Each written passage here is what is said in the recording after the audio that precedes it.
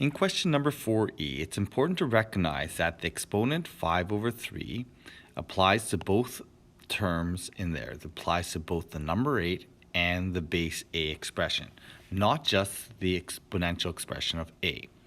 The same with the power 3 over 2 on the outside. It applies to both the number and the b. So when I do this, I'm just going to clean this up here.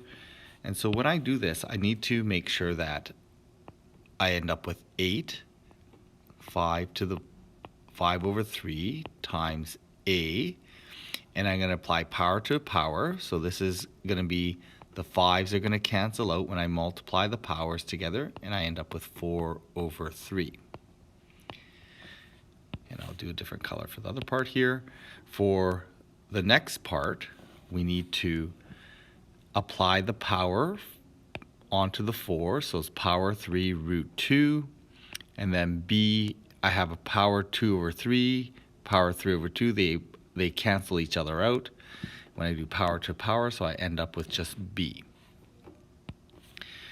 When I do the power and root, it's much better to do the root first, especially if the root is an exact root, because it makes the numbers smaller and you don't have to take the cube root of a huge number. So this is going to become 2 to the power 5. The cube root of 8 is 2. I still have my a that I have to keep track of.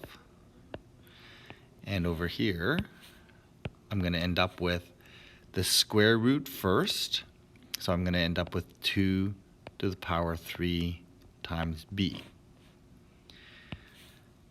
So working this out, 2 to the power 5 works out to be 32 times a to the 4 over 3. This becomes 8b. I multiply 32 times 8. I'm going to end up with 256. And then the a is 4/3 and the b is 1, and that's all I can do.